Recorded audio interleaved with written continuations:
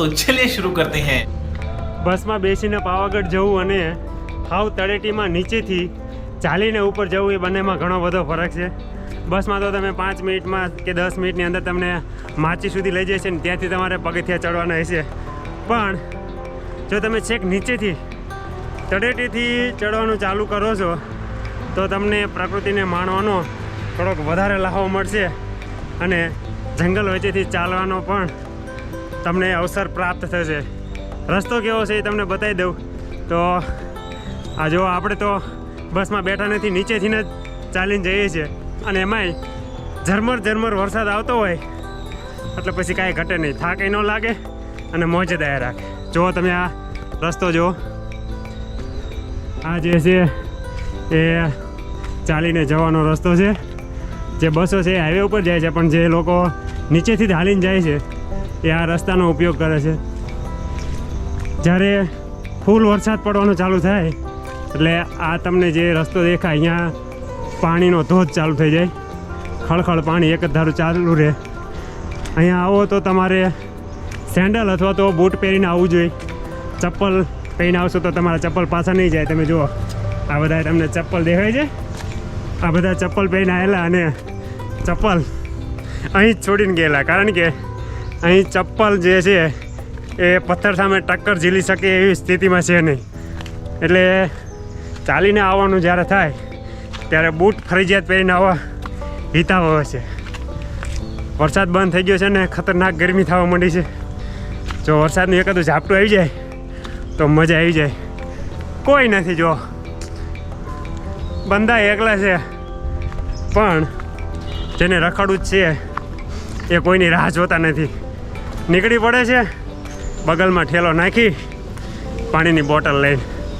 જય માતાજી. હજુ તો આપણે ઉપર પાવાગઢનો નજારો જોવાનો છે. જાણે તમને એમ લાગશે કે આપણે વાદળો સાથે વાતું કરીએ છીએ, એ જ મજા છે. હવે શોર્ટકટમાંથી આપણે સીધા હાઈવે સુધી પહોંચ્યા છીએ. જો આ બધી બસો ચાલી જાય છે અને આ તમે જોઈ રહ્યા છો એ હાઈવે. સામે તમને દેખાઈ રહ્યો છે પાવાગઢ, ધુમ્મસની અંદર ઘેરાયેલો પાવાગઢ. કેટલું બધું પબ્લિક જે છે એ ફરવા આવી ગયું છે. હવે આ તમે જોઈ શકો છો એસટી બસો ફક્ત ઉપર જાય છે અને જે વહેલા આવી ગયા હોય એ ફોર વ્હીલવાળા ઉપર જઈ શકે છે, બાકી કોઈ વાહનને ઉપર નથી જવા દેતા. અને આ બધું વહેલું પબ્લિક ઉપર જઈને આવ્યું છે. જુઓ તમે, આજે પાવાગઢની ઉપરની જે વળાંકવાળો રસ્તો છે, સેલ્ફી પોઈન્ટની બિલકુલ બાજુમાં હવે આ છે પાવાગઢ. આપણે જઈએ હવે સેલ્ફી પોઈન્ટ. સેલ્ફી પોઈન્ટ એક એવી જગ્યા છે કે જ્યાંથી તમને પાવાગઢ ઉપરથી જે ધોધ પડે છે એનો નજારો જોવા મળે. હવે આપણે આ રસ્તો જે છે એને છોડીને આપણે આ શોર્ટકટ લેવાના છીએ, કારણ કે એટલું બધું ફરવા જવું એ આપણને પોસાય નહીં. એટલે આપણે મારશું શોર્ટકટ, પણ શોર્ટકટ મારતા પહેલાં તમને રસ્તાનો અનુભવ હોવો જોઈએ. એમણામ શોર્ટકટ મારો તો નીચે આ ખીણ છે એની અંદર જતા રહો, એટલે અજાણ્યા રસ્તામાં ક્યારેય શોર્ટકટ નહીં મારવાનું. પણ આ તો મારા માટે જાણીતો છે એટલે હું શોર્ટકટ મારીશ અને પહોંચીશ સીધા સેલ્ફી પોઈન્ટ.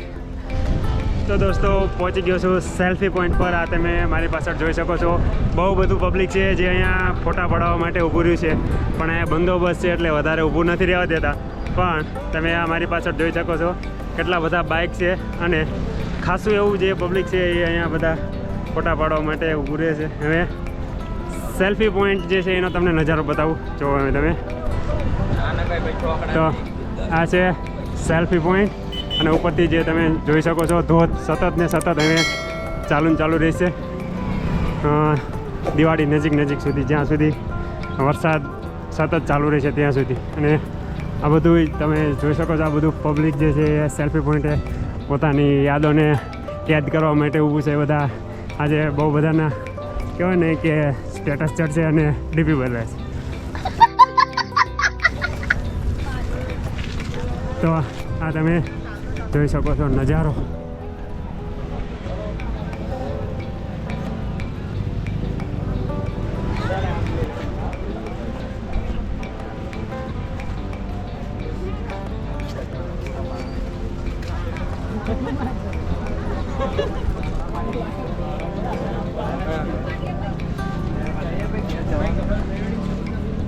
તો આ તો સેલ્ફી પોઈન્ટ કે જે લોકોમાં એક ગાંઠ પણ છે અહીંયા કણે ફોટો પડવાનું, કારણ કે પાછળથી એટલો જબરજસ્ત વ્યૂ આવે, એક ઉપરથી ધોધ પડે અને હરિયાળી જ હરિયાળી. એટલે DSLR હોય કે તમારી પાસે સારો ફોન હોય, જેનો કેમેરો સારો હોય, ચક્કાસ ફોટા આવે ને મોજ આવી જાય. તો આ જે છે પાછળ તમે જોઈ રહ્યા છો એ છે સેલ્ફી પોઈન્ટ પાવાગઢ. હવે ફરીવાર આપણે એક શોર્ટકટ લેવાનો સમય આવી ગયો છે. તમે જોઈ શકો છો આ જે છે સામેવાળો રસ્તો છે અને આપણે જવાનું છે અહીંયાથી શોર્ટકટ મારશું. જ્યાં તમે જોવો છો આ બધું પબ્લિક ચાલુ આવે છે અને આપણે પણ ત્યાં જ શોર્ટકટ મારવાનો છે. તો ચલો.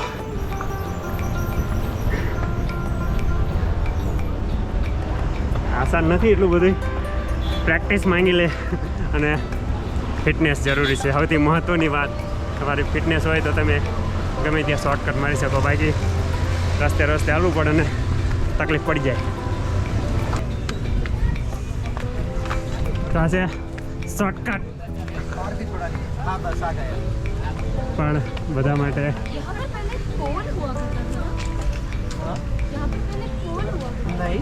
આ બધું પબ્લિક છે, જુઓ તમે, બધું ટ્રેક કરીને આવ્યું છે.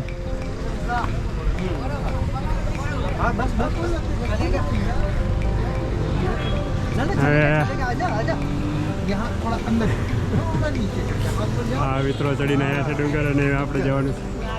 આપણે વેટિંગમાં છીએ. ચાલો અત્યારે હા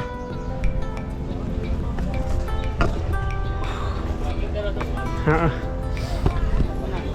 ચલો ત્યારે હવે આગળ વધીએ.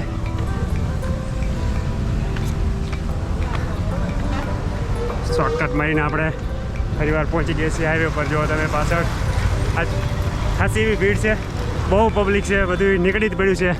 બરોડાવાળા ને અમદાવાદવાળા આવી ગયા છે ફરવા. જો તમે આ MP વાળા આવી ગયા. જો તમે મતલબ પબ્લિક છે એ છૂટી પડ્યું છે, કંટાળી ગયું છે કામ કરીને અને વીકેન્ડને એન્જોય કરવા માટે પધારી રહ્યું છે. લાઈફમાં શું કરવાનું બીજું, એન્જોય કરવાનો. પૈસા તો આજ છે ને કાલ નથી, મોજ બરકરાર રહેવી જોઈએ બસ. તો આપણી લાઈફનો એક જ સિદ્ધાંત છે, જેવો ત્યાં સુધી મોજ કરો, મોજ નથી તો નહીં ખોજ કરો. જોઈ લો તમે બધું પબ્લિક જે છે એ પાવાગઢ ચડીને આવી છે અને આપણે હજી જઈ રહ્યા છીએ. ફરીવાર એક શોર્ટકટ લેવાનો ટાઈમ આવી ગયો છે, પણ એ પહેલાં ફરીવાર આપણે એક નજારો જોઈ લઈએ કેવું દેખાય છે. અહીંયાથી પાવાગઢનો જે વોટરફોલ છે તે ઓનના ટોંટો કરી નીકળી પડ્યા છે. રેઢિયાળ પ્રજા કહેવાય ને જેને, રેઢિયાળ એ પબ્લિક છે. બધું ટોંટે ચાલુ કરી નાખ્યું છે.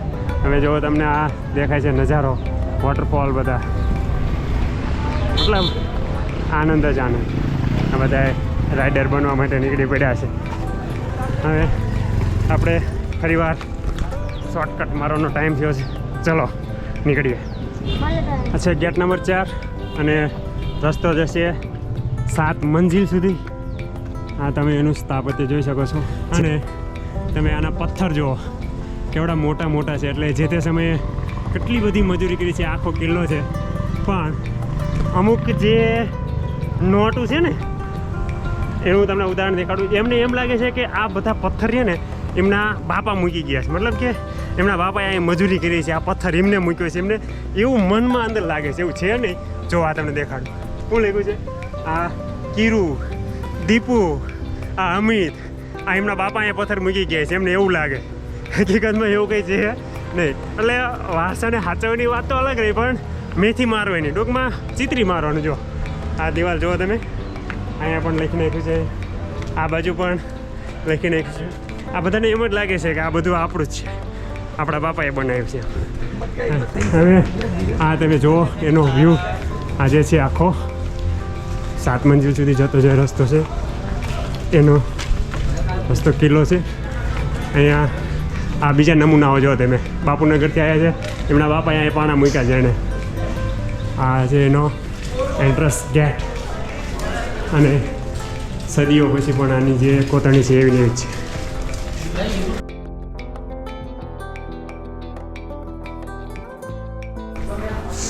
આ જોઈ શકો છો તમે જે તે સમયનું આ સ્ટ્રક્ચર છે. આની અંદર જવાય એવું નથી, ઘનઘોર અંધારું છે. આ જુઓ તમે, બિલકુલ અંધારું. અને આ બધા રૂમ હોય એવું લાગે છે, પણ એટલી બધી બદબુ આવે છે અંદર. ચામાં ચીડિયાઓ છે નકરા. જે તે સમયે કંઈક આનો ઉપયોગ હશે અને બધા રૂમો છે અંદર, પણ અંધારું છે અને રહેવાય એવું નથી. એટલે આપણે અહીંયાથી ફટાફટ નીકળી ગયા અને હવે સીધા જઈએ 7 કમાન. અહીંયા ફોટોગ્રાફીના જે શોખીનો છે એના માટે તો જામો પડી જવાનું. તમે જુઓ, પબ્લિક એટલું બધું ફોટા પડાવે છે ને કે વાત જવા દે. હવે આપણે જ્યાં જવું છે અહીંયા જવા નહીં મળે. આ કાકા ઊભા છે અહીંયા, અંદર જવા નથી દેતા. અફસોસ ફરીવાર આજે રવિવાર છે અને પબ્લિક બહુ બધું છે એટલે રસ્તો બંધ કરી દીધો છે. સિક્યુરિટીવાળાને રાખી દીધા છે અહીંયા, કારણ કે વાનર વેડાવાળું પબ્લિક આવશે, સિદ્ધિનું રહેતું નથી. અને એના લીધે કંઈક અકસ્માત જેવું થાય, એના લીધે બધું પ્રશાસને બંધ કરી દીધું છે. અને આપણે આ સીડી ચડીને સીધા પાવાગઢ ઉપર જઈશું. તો કે 7 કમાન જવાનું હતું પણ બંધ છે. નેક્સ્ટ ટાઈમ 7 કમાન સુધી જઈશું, પણ હાલ પહોંચીએ પાવાગઢ. વરસાદ બંધ થઈ ગયો છે અને ગરમી એનો પારો ઉચક્યો છે. આમ જુઓ તો એકદમ ભેજવાળું વાતાવરણ છે, બહુ મસ્ત છે. પણ આટલા બધા પગથિયા ચડીને આવો અને પાછો ઠેલો હોય તો સ્વાભાવિક છે કે ગરમી ચડી જાય. ચલો પહોંચીએ ઉપર.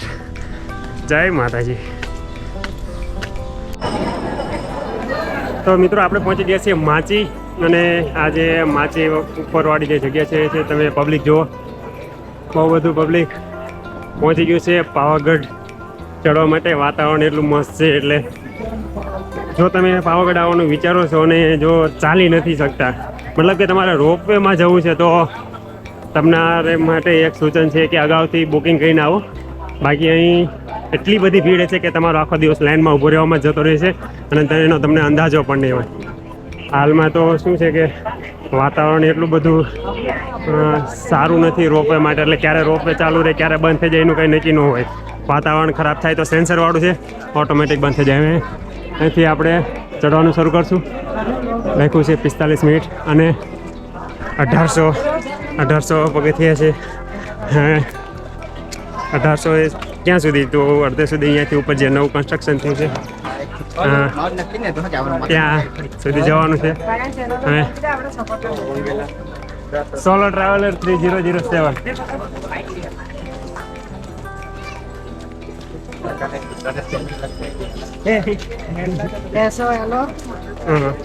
Traveller TRA.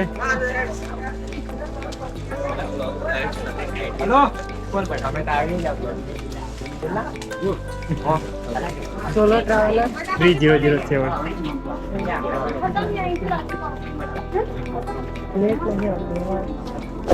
સ્ક્રીનશોટ લઈ લો પછી સર્ચ મારી દીજો. બરાબર લખે છે, બરાબર સ્પેલિંગ બરાબર. ડબલ એલ લખો, ડબલ.